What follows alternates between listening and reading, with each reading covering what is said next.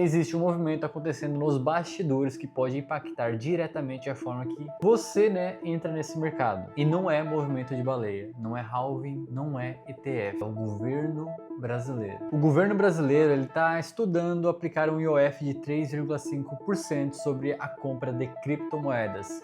E isso muda bastante coisa. Não é teoria conspiratória, não é rumor de Twitter, isso está sendo discutido oficialmente como proposta regulatória e ainda vai passar, né, por uma consulta, né, pública. Então hoje eu quero conversar com você sobre o que significa, por que estão fazendo isso, o que eles estão ignorando e o impacto real que isso pode gerar no mercado. E antes de continuar, já deixa o like na confiança se você acompanha cripto de verdade, e se você caiu aqui agora, fica comigo até o final e decide depois, né, se valeu a pena ou não. E se não valeu, pode deixar o dislike, pode xingar nos comentários, não tem problema nenhum. Hoje, quando você compra um Bitcoin, o Ethereum ou qualquer outra cripto no Brasil, você não paga imposto na compra. O imposto aparece quando existe venda com lucro e dependendo do volume e do enquadramento fiscal. Isso é importante porque criou uma dinâmica específica de uso. Muita gente não usa cripto só como um investimento, né? Usa como uma infraestrutura financeira, principalmente stablecoins. E aqui entra um dado que quase ninguém comenta. Mais de 70% do volume de cripto declarado no Brasil envolve stablecoin. Isso é gigantesco. Só em declarações recentes foram reportadas cerca de 388 bilhões em ativos de cripto, né? Bilhões de reais, é claro. E por que isso acontece? Porque stablecoin virou ferramenta. Quem presta serviço para o exterior recebe, converte, né? Quem envia dinheiro para fora usa stablecoin. Quem quer proteção cambial usa também, e quem quer liquidez também usa. E muitas vezes isso sai mais barato que caminhos tradicionais que envolvem IOF e taxas cambiais. Então, do ponto de vista do governo, existe uma arbitragem tributária acontecendo e o discurso deles é buscar neutralidade fiscal.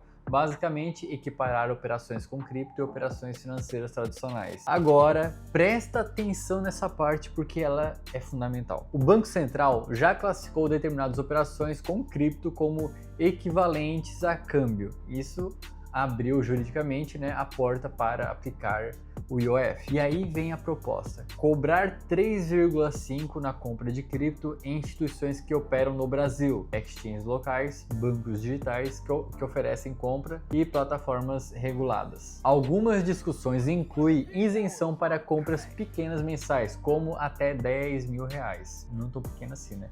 Mas isso ainda não tem um acordo fechado. E agora vamos entrar no ponto que pouca gente analisa: impacto, né, econômico real. Quando você tributa algo digital, global e descentralizado, você não controla a demanda, você desloca ela. Bitcoin não pertence ao Brasil, Ethereum não pertence ao Brasil, liquidez não tem fronteira. Então o efeito natural tende a ser menor competitividade de plataformas locais, migração para exchanges offshore, crescimento de mercado peer-to-peer e menos visibilidade regulatória. Ou seja, você pode arrecadar de uma parte, mas perde, né, o rastreio, né, da outra parte. Não vai conseguir saber o que está acontecendo. E isso não é opinião isolada, né? Analistas de mercado já apontam exatamente esse risco. E isso vai incentivar, né, o deslocamento da atividade para fora do sistema nacional. Se você quer saber como fugir desses impostos, fugir do governo, fugir desse sistema e montar uma carteira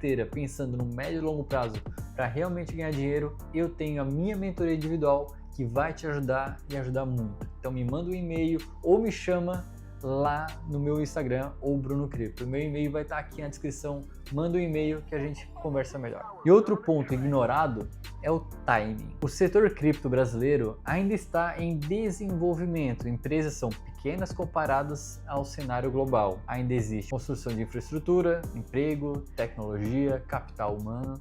E quando você aumenta custo operacional nesse estágio, você reduz a capacidade de crescimento. É como tentar taxar startup antes dela escalar. Agora vamos olhar para outro ângulo, o incentivo indireto. Se a compra direta de Bitcoin fica mais cara, veículos financeiros alternativos ficam relativamente mais atraentes. Fundos, ETFs, estruturas intermediadas, isso centraliza a exposição e afasta, né, a autocustódia. E aqui entramos numa discussão filosófica mais profunda. Bitcoin podem surgir como resposta a sistemas centralizados. Tributar o acesso pode empurrar usuários para estruturas mais centralizadas ainda. E aqui um paradoxo interessante. Agora vamos subir o zoom mais um pouco. O Brasil já mudou a tributação cripto recentemente. Hoje existe um modelo mais abrangente sobre ganhos, com alíquota padronizada, ou seja, o ambiente regulatório já vem apertando. E isso não significa necessariamente algo negativo. Regulação pode trazer segurança institucional,